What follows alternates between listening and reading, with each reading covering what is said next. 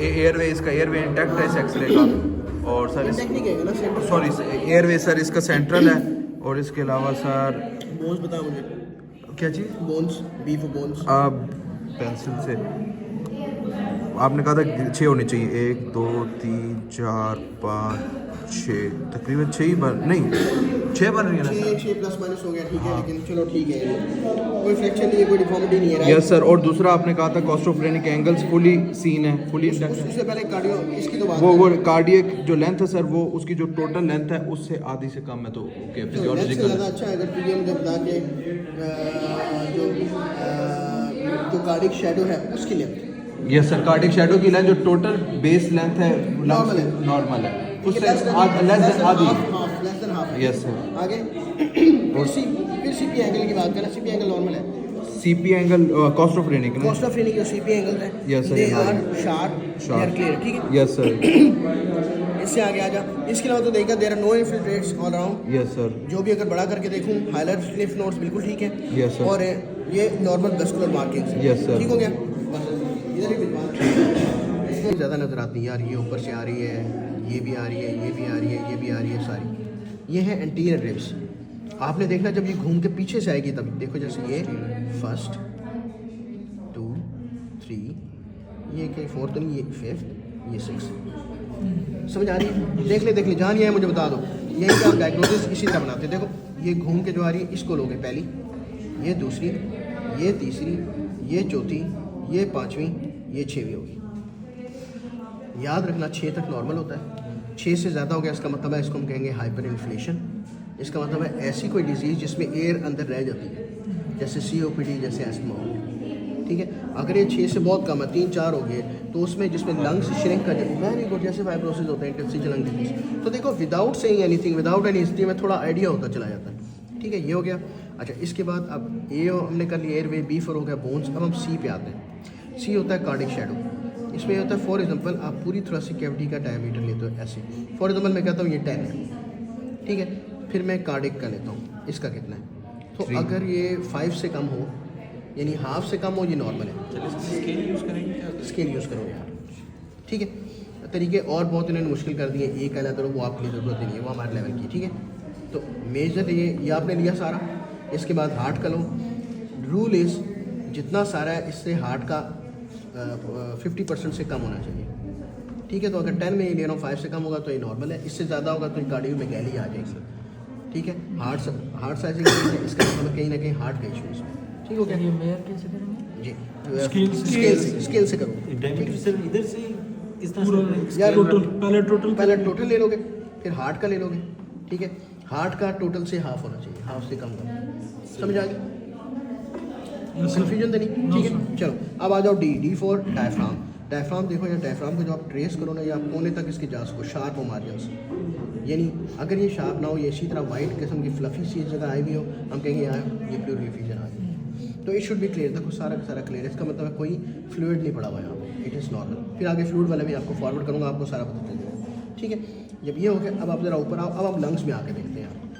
देखो मैंने जो आपको बताया था ना, ऊपर के ये पोस्टीरियर की 2 रिब्स आर, हम क्या करते हैं लंग्स को डिवाइड कर देते हैं 3 जोन्स में।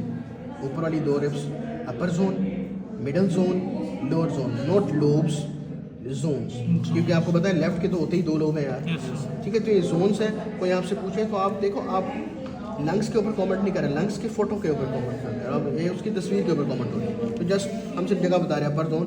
और मैं कहना क्या चाह रहा हूँ मुझे कि it is suppose to be black because of the air. अगर it turns out to be white, it means there is something, या फ्लूइड है, या कोई इन्फेक्शन है, इन्फ्लेमेशन है, वेरी गुड, या कोई मेलिग्नेंसी है, कोई कैंसरस कोई चीज़ पड़ेगी। फिर आप बताते यही हो कि आपको नज़र किस तरह आता है। अच्छा, जब भी कोई इस तरह की चीज़ वाइट नज़र आए, इट्स अप टू यू। आप वर्ड का यूज़ करो, आप ओपेसिटी यूज़ करो, आप हेजीनेस यूज़ करो, कोई एक वर्ड याद रख लो, वो जो नज़र आए तुमने वो बताना कि हेजीनेस या opacity in the left upper zone, that's it. बाकी लेकिन शुरू वहीं से करना कि एयरवे सेंट्रल है, ठीक है। Posterior ribs are less than 6, the heart shadow is within the normal limits, the CP angles are clear. ये दोनों हाइलाइट लिम्फ नोड्स होते हैं, दीज आर नॉर्मल। ये थोड़े थोड़े आपको इस तरह नजर आएंगे। इनकी एग्जैक्ट जो लोग बाकी चीज़ होती है हम आपको वो नहीं बताते। ये नॉर्मल है ना? ये नॉर्मल है यार। ये ट्रायंगुलर टाइप का होता है, ये स्क्वायर टाइप का होता है, जाना नहीं। बस ये देखना है कि ओपेसिटी कहाँ है, किस जगह पड़ी हुई है, राइट अपर जोन, और कोई एक वर्ड आप बेस्टी याद रख लो, बाकी चीज़ होती है। सर वो कहाँ पे नजर आएगी बेस्टी? कहीं भी आई वो डिजीज जो ब्लैक एरिया उसके अंदर वाइट सी अच्छा पेस्ट वाइट उसके अंदर हाँ नजर आएगी, वो नजर आई वो डिजीज होगी आपको, उसको ढूंढना होता है आपको। ठीक हो गया।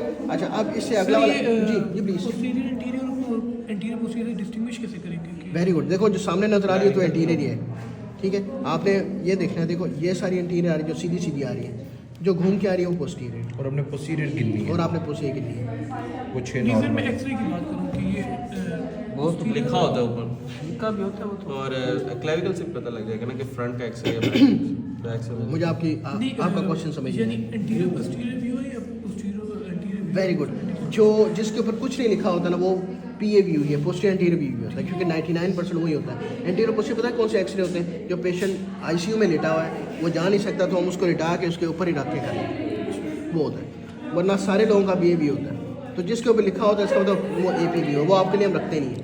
उसमें क्लेविकल बिल्कुल ठीक कह रहे हो, क्लेविकल की जो है ना डिस्टेंस क्लेविकल यहाँ तक आए होते हैं, उसमें हार्ट इतना बड़ा हुआ होता है, वो आपके लिए रखते ही। ठीक हो गया। अच्छा इसमें कोई कन्फ्यूजन तो नहीं रहेगी? अब इसी चीज़ को हम प्रैक्टिस करते हैं। इससे अगला वाला एक्सरे निकालो, मुझे बताओ उसमें क्या है। ढूंढो जरा, इसे करेंगे ए सेंट्रल हो गया। अच्छा रेम बोन बताओ। बोन्स हमारे पास ज़्यादा हैं, 8 है। 8 ठीक है मुझे बताओ ना कैसे बोन की नहीं है। सर ये एक ये वाली एक लो, पहली वाली होती है ना, याद रखो क्लेविकल को कहीं ना कहीं क्रॉस करके जा रही होती है। पहली वाली चलिए एक ये कहीं ना कहीं यहाँ से घूम के जा रही होती है, ये यहाँ से आधी नज़र आती है आधी नहीं आती, वो फ्लोटिंग रेप होती है ना समटाइम्स। सर ये 2, सर ये 3, ठीक है सर ये 4, ठीक है सर ये 5, हाँ ये सर ठीक है सर ये 5, बिल्कुल ठीक है 6, ठीक है ये 7, ठीक है। सर ये 8। बहुत ज़्यादा होगी तो 6 से ज़्यादा होगी, ठीक है। तो ये एक साइन हाइपर, इसी की बेस के ऊपर हाइपर इन्फ्लेशन नहीं कहना, ये एक साइन हाइपर इन्फ्लेशन का हो गया। Yes, sir. इसका मतलब है ये वो डिजीज़ है, इसमें एयर बाहर नहीं निकल रही, कहीं ना कहीं ऑब्स्ट्रक्टिव एयर में एयर ट्रैपिंग हो रही है। वेरी गुड, ठीक है। तो एयर ट्रैपिंग में दो ही पाकिस्तान के में डिजीज़ होती है, सीओपीडी, एस्मा सिर्फ उस वक्त होगा जब तबीयत ख़राब है, सीओपीडी वाले हमेशा इसी तरह ही आएंगे। नॉर्मल आएंगे सर यानी जब वो ठीक भी है ना तब भी पूरी तरह एयर बाहर नहीं निकल रही होती तो कुछ ना कुछ एयर ट्रैपिंग नज़र आती है। चलो ये तो एक साइन होगा। आप वेरी गुड। ब्रोंकिएक्टेसिस वाला का नॉर्मल है होता है, और ये चीज़ें बड़ी गंदी बड़ी हुई होती है। एक्सरे तुम्हारा साइज ऑलमोस्ट नॉर्मल होता है, ठीक है। चलो अच्छा आगे चलो जरा। सी कार्डिक कार्डिक कार्डिक शैडो तो नॉर्मल है। अच्छा नॉर्मल है या इस तरह लगता है जैसे नॉर्मल तो यार थोड़ा सा श्रिंक हो, छोटा हो गया, छोटा हो। ठीक है। देखो मैं इसको कहूँ तो इस तरह लगता है जैसे ये ट्यूबलेट्स है। यस तो जब दोनों तरफ इतनी बड़ी लंग्स हो गई हैं, इतनी एयर ट्रैपिंग है, यस दोनों तरफ स्क्वीज़ करते हैं, दरमियान में आपका बेचारा हार्ट आया, ठीक है। तो इसको हम कहेंगे ट्यूबुलर हार्ट। अब आओ मुझे डायफ्राम के बारे में बताओ। डायफ्राम के बॉर्डर जो है वो कॉस्ट ऑफ ठीक है। अच्छा ब्लर कह दो या आप ब्लंट कह दो, हम लोग ज़्यादा ब्लंट का वर्ड ज़रा यूज़ करते होते हैं, ठीक है। वो जो टर्मिनोलॉजी होते हैं ऐसा ऐसा आते हैं, लेकिन वेरी गुड। लेकिन वैसे एक बात बताओ यार, अगर मैं पीछे से कंपेयर करूँ, पिछला वाला लेके आना ट्रैक से,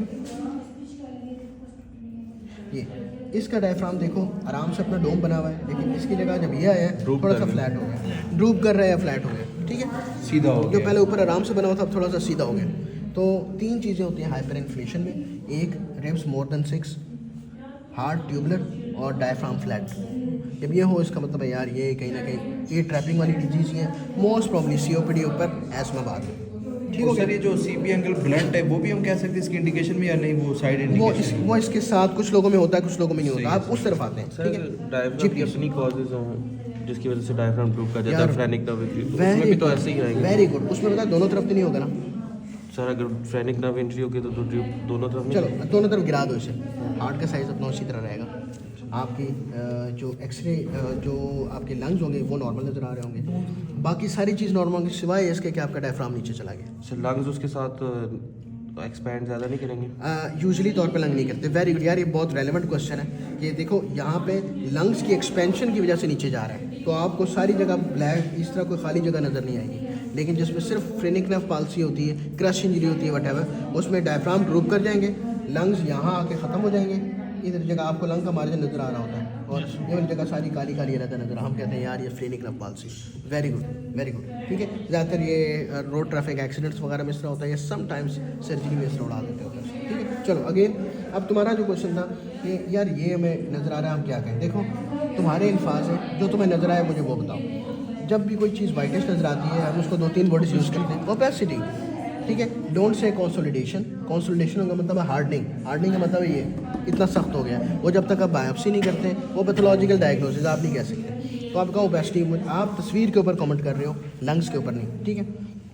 और जैसे एक और बात मैंने की कि divide the lungs into 3 zones, upper zone, middle zone, lower zone, not lobes, क्योंकि लेफ्ट साइड पे होते हैं 2 लोब है, ठीक है। तो यहाँ पे आपको एक ओपेसिटी नजर आई in the right lower zone, ठीक है। लेकिन यार ऊपर भी ज़रा देखो ना, ये सारे के सारे धागे नज़र आ रहे हैं, ठीक है। तो दीज थ्रेड्स, दीज धागेज, these are called radicular shadows. जो डॉट्स हैं, these are the nodular ones. तो if you combine both of them, ठीक है, this is called radicular nodular shadows, right. अब हम देखेंगे है कहाँ पे ये। तो मुझे आप बताओ कि किन जोन्स के अंदर you can see them. Middle और लोअर जोन, मिडिल और लोअर में हो रहा है, ठीक है। ये राइट पे हमारे पास आ गया, ठीक है। लेफ्ट पे देखो, लेफ्ट पे कहाँ नज़र आ रहा है? मोस्टली मिडिल जोन में मोस्ट लोअर पे ज़्यादा है, ठीक है।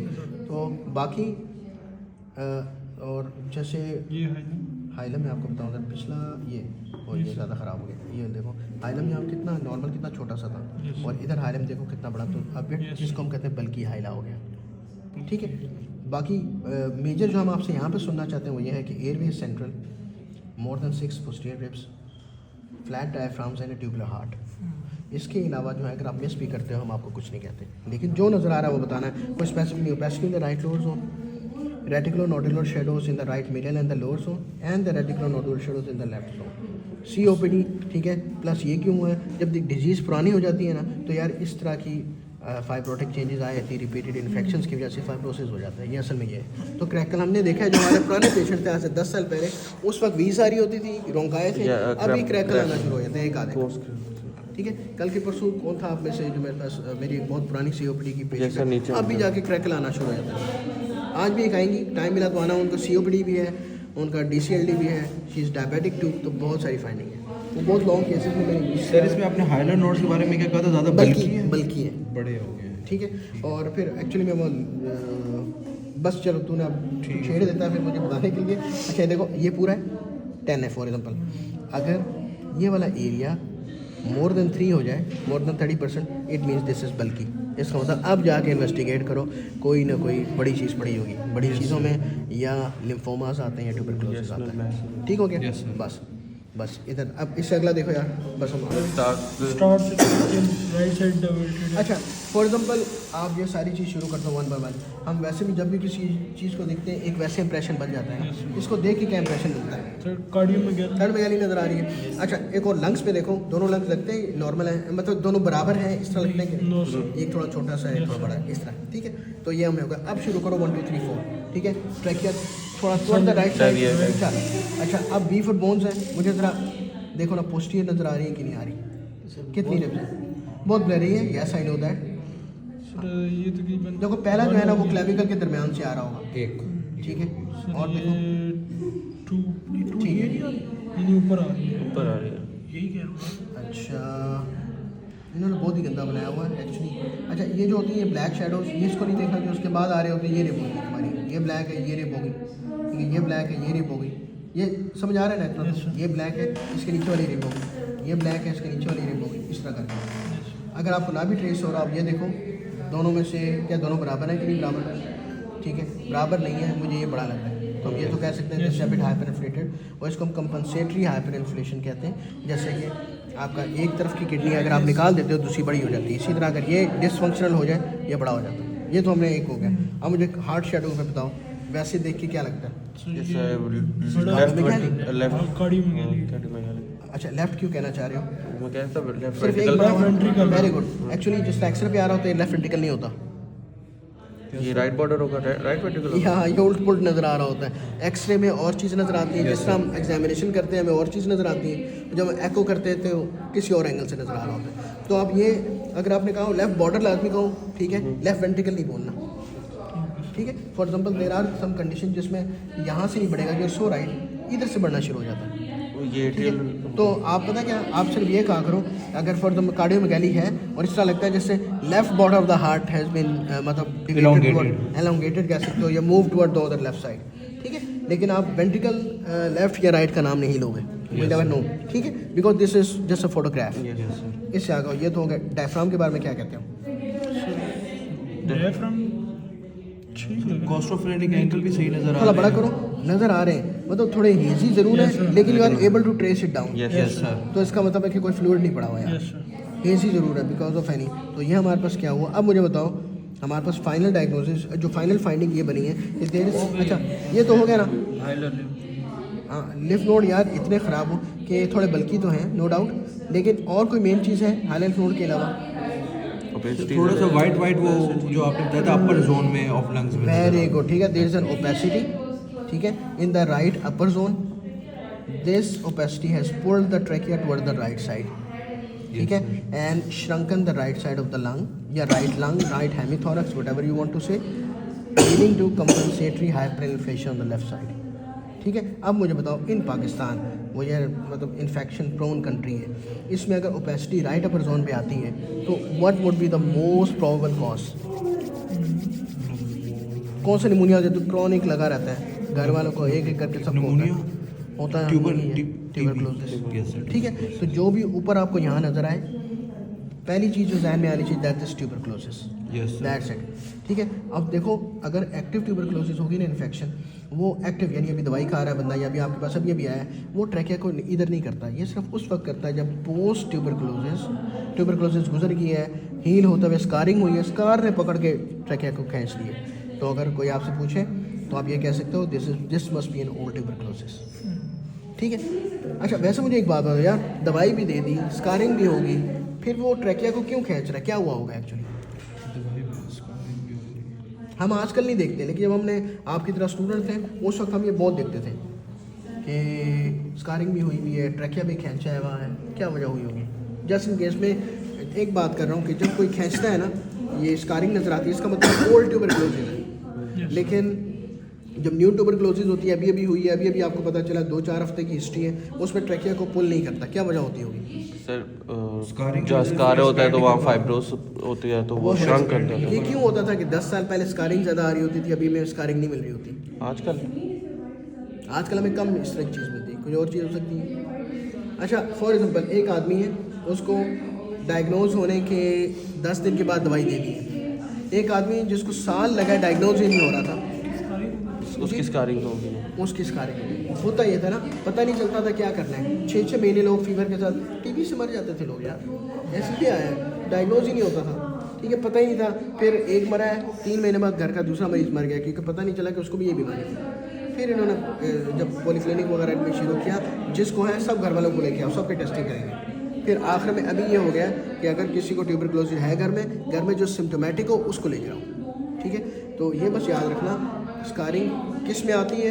जो ओल्ड हो जाए केस, वक्ती तौर पे आपने ट्रीटमेंट ना शुरू हो तब स्कार कर देगा, ठीक हो गया? चलो अगला देख लो यार, ये बचेगा। एक वैसे हमारे पास इंप्रेशन आ जाता है देख के कि यार कोई ना कोई गड़बड़ी यहीं पर है, ठीक है। स्टार्ट हमने वहीं से करना है, एयर से। एयर में बताओ पुश हुई है सर थोड़ी सी राइट सर साइड। मुझे थोड़ा सेंटर लग रही है कि राइट साइड पे डायवर्टर समझ इसकी नहीं आ राइट रही पे है। थोड़ी अच्छा सी पुश हुई है। अच्छा कुछ लोगों का ये था। अच्छा देखो मज़े की बात पता क्या है कि यार ये इतना इसने ओवर एक्सपोज किया हुआ है कि ना सिर्फ मुझे एयर में नज़र आ रहा है सारा, मुझे सारा स्पाइन भी नज़र आ रहा है, ये इधर से आके इधर से आके इधर से आके ये हो गया। तो समटाइम ये होता है कि हमारे जो ये टेक्नीशियन चीते होते हैं ज़्यादा ये ओवर एक्सपोज किया होता है, फुल एक्सरे छिक देते हैं, उसकी वजह से ये चीज़ें आ जाती हैं। तो दैट्स फाइन, इसको आपने कोई अलग डिजीज़ नहीं समझना। ये देखो इवन स्पाइन भी इतना क्लियर नज़र आ रहा है जितना में ज़रूरत नहीं है। सर हम कह सकते हैं राइट साइड पे थोड़ा सा पुश हुआ है या नहीं फिर? पता क्या है, इसको सेंटर कहो क्योंकि राइट पे थोड़ा सा वैसे भी होता है, एम फंस जाओगे। दूसरा तरीका ये होता है कि राइट लेफ्ट में देखो उस वक्त होगा जब देयर इज समथिंग पुशिंग और पुलिंग इट। यस यहाँ पे कोई चीज़ नहीं है इसको पुश करने के लिए, यहाँ पे कोई चीज़ नहीं है इसको पुल करने के लिए, तो फिर अगले आपसे क्वेश्चन पूछेंगे क्यों सोचा है, रहने दो, क्या ख्याल है? ठीक है, वैसे ही करें हम, ठीक है। तो सेंटर वो आप इस वजह से लग रहा है क्योंकि आपको ये वर्टिबल बॉडीज़ की शक्ल नज़र आ रही है तब ये लगता है। Yes sir. ठीक है, इसको अगर आप नेगलेक्ट कर दो तो इट इज़ सेंटर। अच्छा बोन्स का बताओ यार, ये तो सारा ब्लर हुआ होगा। अगर हम राइट साइड पे देखें तो मुझे कोई गिन के बताएगा पोस्टर टिप्स कितनी है? सही, 1 2 बिल्कुल ठीक है, ठीक जा रहा है। तो ये 6 के करीब है। 6 के यानी नॉर्मली ऑलमोस्ट। और अगर मैं साइज़ भी देखूं ऑलमोस्ट नॉर्मली नज़र आता है। अगर मुझे थोड़ा कम भी नज़र आएगा वो शायद इस वजह से, लेकिन कोई बहुत ज़्यादा नहीं है, ऑलमोस्ट बराबर नज़र आ रहा है। मुझे कार्डिक शैडो बताओ यार। कार्डिक शेडो तो ज़्यादा होगा, ज़्यादा हुआ है, ठीक है, लेकिन मुझे बताओ कि कार्डिक शैडो के साथ ना यहाँ कुछ ना कुछ ये भी पड़ा हुआ है। Opacity in middle zone. मसला ये है कि मैं कार्डिक शैडो के साथ ना इस ओपेसिटी को ये नहीं कर पा रहा कि डिमार्केशन नहीं है कि कार्डिक शैडो कहाँ ख़त्म हो रहा है और ओपेसिटी कहाँ पर, ठीक है। तो जब यहाँ हो ना तो आप ये कहते हो कि ठीक है कार्डिक शैडो इज इनलार्ज्ड, ठीक है, इतना कह दो आप लोग बच जाते हो। लेकिन इससे आगे मैं वापस आता हूँ डायफ्राम के बाद, फिर बताता हूँ अगला क्या पॉइंट है। सर ये डायफ्राम तो जैसे डायफ्राम की अप्रोच उठा लो सर ज़्यादा। ठीक है, Less डोम dome शिफ्ट डोम शिफ्ट, ज़्यादा डोम मोर डोम शिफ्ट हो गया, चलो ठीक है, डोम है, लेकिन इतना है कि सीपी एंगल ठीक नज़र आ रहा है, सीपी एंगल सही है इतना है। सर। ये कोई हर्निया टाइप नीचे से नज़र आ रहा है। एक मिनट, हटने नहीं बोलना, मैं आपको बताता हूँ। ये एयर इन द जो फंडस के ऊपर है, एयर इन द स्टमक है। हर्निया यार साथ उस वक्त होगा, मेरे पास एक एक्सरे पड़ा, मुझे तूने घर जाके याद करा देना, Yes, sir. ठीक है। उसमें ये होता है कि तुम्हारा ये बबल जो है ना वो उठ के यहाँ से घूम के यहाँ आया हुआ था। हमारा एक 100 से ऊपर था एक अंकल, Yes, वो उनका गर्ड जो है ना वो ठीक नहीं हो रहा है, इतने साल हो गए, वो तंग आ रहे थे, ऑल दैट। देखा तो उनका वो था यार, वो क्या एसोफिजियल जो हर्निया होता है वो हाइटस हर्निया था Yes, उनका। ठीक है, वो बाद में वी रिपेयर्ड इट। ये और बात है कि 100 से ऊपर है, लेकिन बस क्वाइट वेल फिजिकली तो हमने कर दिया।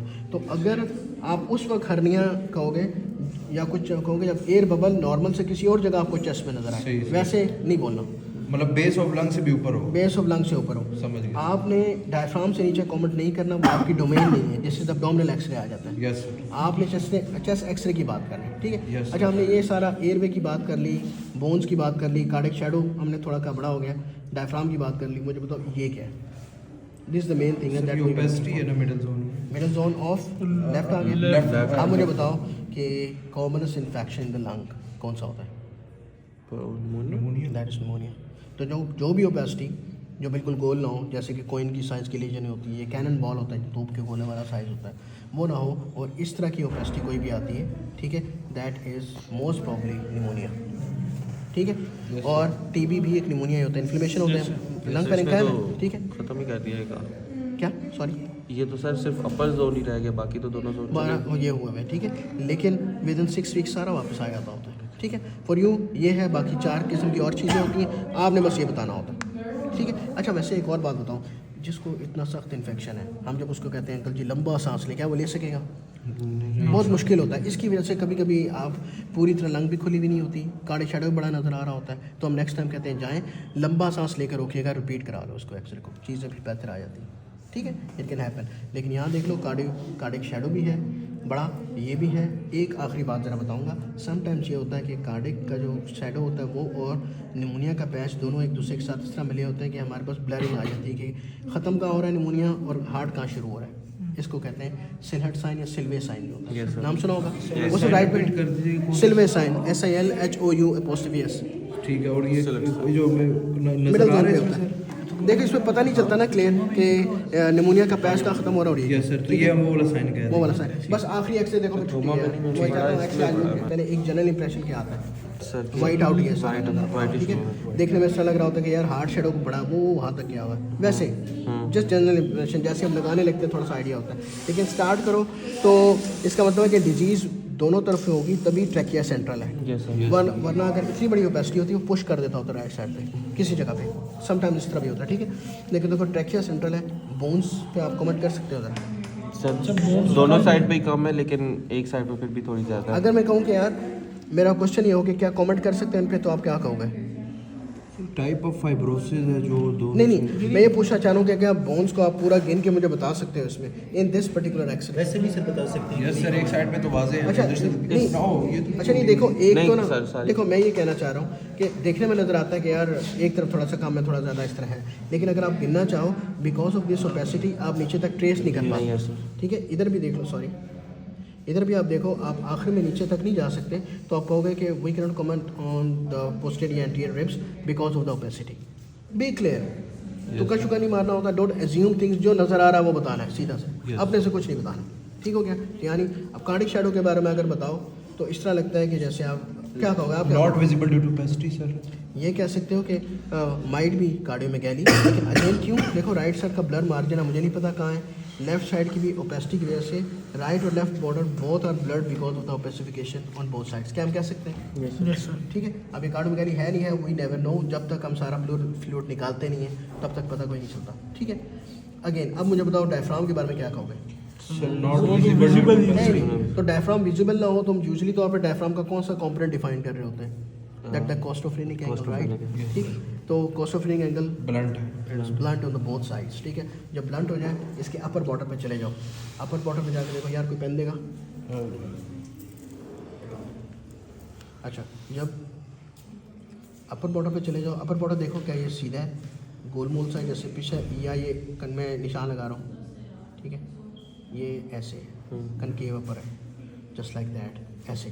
तो अगर किसी भी ओपेसिटी का तो फ्लूइड अपर, यस, नहीं एयर फ्लूइड नहीं, सिर्फ फ्लूइड, इसका मतलब पानी पड़ा हुआ है, ये आपके पास निमोनिया नहीं है, ये आपके पास फ्लूइड पड़ा हुआ है, फ्लूइड फ्लूइड, ठीक है।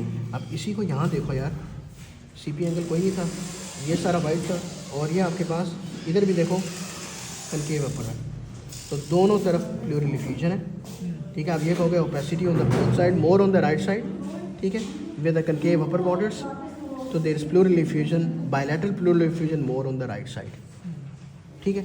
कौन सा ये वाली राइट साइड है इस तरफ, ये राइट है ना वाले, ये राइट है, ये लेफ्ट है। इस पे लिखा हुआ नहीं है ना सर, आपने कहा हमेशा एक साइड पे लिखा होता है एल या आर। अच्छा, जब तू सामने लगाएगा, ठीक है, पेशेंट का राइट एक्सरे का राइट होगा, तेरा नहीं, सही है पेशेंट। हाँ, ठीक है, बस ये सर जो पेशेंट, ये तो वैसे सर इससे अलग ही क्वेश्चन है, जो पेशेंट कार्टिक सिंड्रोम के साथ आता है, साइटिस इन्वर्सिस के Very साथ, तो उसमें ये सारा कुछ इस साइड सारा कुछ इस साइड होता है, कोई हुआ मैं आपको भिजवा के दूंगा। अस्सलाम वालेकुम। यार बस फैजी आपने एक्सरे कर दिया, मैं बाहर नीचे आ रहा हूँ। साइटिस इन्वर्सिस फैजी चाहे तो मंगा ले मेरे लिए। इसमें तो वो भी आता था, वो लिखा था। सर वो एक आपने क्या कहा था कि राइट साइड पे हमारे पास कॉनकेव है ज़्यादा, और ये प्राइमरी लेफ्ट साइड पे थोड़ा डिस्कनेजिया कार्टिक एक्सरे दिखा, एक्सरे दिखा, प्लस देख, प्राइमरी सिलियरी डिस्कनेजिया प्लस साइटिस इन्वर्सिस जो हॉलो होता है ऊपर से वो कनकेव होता है, Yes, sir. ठीक है। कोई भी ओपेसिटी तूने देखी है इस तरह की, ठीक है, उसका अगर तुझे ऊपर वाला बॉर्डर कनकेव नजर आता है Yes, इस तरह का, जैसे ये है, इसको आप कहोगे ये फ्यूजन ही पड़ी हुई है यार। लेकिन आप शुरू इसी तरह कहोगे opacity in the right middle and the lower zone with the concave upper border, ये प्लूरल फ्यूजन, ये प्लूरल फ्यूजन है, ठीक है। अब तूने मुझे याद कराना है, मैं कोई इससे भी क्लियर प्लूरल इफ्यूजन वाला, और वो जिसमें एयर भी ऊपर पड़ी है, मैं तुझे वो भी भिजवा दूंगा। हर्निया वाला, एयर वाला, हर्निया वाला वो ढूंढना पड़ेगा, पीछे कहीं पड़ा होगा, लेकिन जहाँ वो होगा ठीक है मैं देखा। और सर इसके लेफ्ट साइड पे भी इस तरफ देखना सेम उसी तरह है ना, सीधा नहीं है, ऐसे, फिर दो चार देखेगा तुझे कौन सा बन जाएगा, बस एक बार करना शुरू हो गया। सर कौन कौन से आप याद, ठीक है, तो वो तुम्हें इस तरह Chronic नजर आएगा जैसे हमने pneumothorax। दूसरा वाला एक्सरे किया था। दिखाएगा? सर एक क्रोनिक निमोथोरैक्स का बता रहे हैं? ब्रोंकाइटिस। नहीं नहीं, अच्छा, bronchitis क्रॉनिक का निमोथोरैक्स हो नहीं सकता ना, वो उड़ा देता बंदे को। ठीक है ठीक है, नीमो जिस तरह ही होता था, उसके कुछ देर के बाद बंदा जुड़ जाता सर, वो निकाल दिया। टक होता है, दिखाया, ठीक है। अब देख, जो क्रॉनिक ब्रोंकाइटिस है ना, इट मींस तुम्हारे एयरवेज के अंदर there are full of secretions, secretions they tend to be seen as white, sorry तुझे इस तरह नजर आएंगी, ये सिक्रीशंस है, ठीक है। अब इस तरफ आ जाता है, जो तेरे पास होगा ना एम्फाइजीमा, एम्फाइजीमा का मतलब एक बुल्ला बना हुआ है, Yes, sir. खाली, air ठीक है, trap। वो एयर ट्रैपिंग, सिर्फ उसमें कोई आपको ब्रोंको एल्वेओलर ये वेसल्स वगैरह कुछ नज़र नहीं आएगा, तो उसमें देख कोई खाली जगह बिल्कुल जो ब्लैक होती है, जेट ब्लैक, जेट ब्लैक सा, ये आपके पास होता है जो एम्फाइजीमा का। अब मसला ये है कि जब आप लोगों को पढ़ाते हैं तो हम कहते हैं यार एम्फाइजीमा एक अलग चीज़ है, क्रॉनिक ब्रोंकाइटिस अलग, एक ही चीज़ है ना, दोनों मिक्स होके आते हैं। तो आधे पैचेस आपको इसमें नजर आते हैं, आधी जगह पे क्रॉनिक ब्रोंकाइटिस हो रहा होगा, आधी जगह पे होगा। अच्छा, सवाल क्या है? पढ़ रहा था कि आजकल इन्हें एक ही कंसिडर करते हैं, तो इनका ट्रीटमेंट भी तो हम एक ही करते हैं ना, तो मैं अभी ये तुम्हारी बात बिल्कुल ठीक है, जरा वापस आते हैं नजर इसको। सर इसमें जो आपने कहा जो सिक्रीशन है, ये असल में वैसे इस वाले में तो सिक्रीशन है, इसमें तो है ना, ये फिंगरिंग ग्लव पैटर्न है यार, मैं यहाँ जाना नहीं चाह रहा, तुम लोग नहीं जाते। पहले कहते थे कि दोनों को अलग डिजीज कंसिडर करते थे, पढ़ाने के लिए हम अलग करते हैं, लेकिन अब कहते हैं सीओपीडी तो दोनों को एक साथ। सीओपीडी दोनों ही है, ठीक है। अब देखो ना कि हम जो मेडिकेशन देते हैं वो क्या होते हैं, सारे ब्रोंकोडायलेटर और स्टीरॉयड है, Yes, sir। ये दोनों क्या करते हैं, एयरवे की इन्फ्लेमेशन कम करते हैं, ठीक है। एफआईजी में जो पैथोलॉजिकल डायग्नोसिस, आप और कुछ नहीं कर सकते सिवाय ऑक्सीजन देने के। तो हम अगर ट्रीटमेंट जो आप बता रहे हो ना कि हम एक ही देते हैं, यू आर सो राइट, वो एम्फाइजीमा का जो ब्रोंकाइटिस का कंपोनेंट होता है उसको ठीक करने के लिए दे रहे हैं, ठीक है। तो एम्फाइजीमा के लिए कुछ और रहता नहीं है, तो हम उसको लंग चीज़ें दे रहे उड़ गया है, उसको थोड़े ही कुछ टाइम के बाद he would be on oxygen, ठीक है। तो एक्टिवली अगर मैं कहूँ ब्लंटली कोई एक बात करूँ तो ये कि ट्रीटमेंट हमारे पास यार सिर्फ ब्रोंकाइटिस का ही रह जाता है, ठीक है, एम्फीसीमा का कुछ रहता नहीं है। ठीक हो गया, बाकी आप पेशेंट देखते जाओगे तो इंशाल्लाह चलो करते जाएंगे। I hope it helps.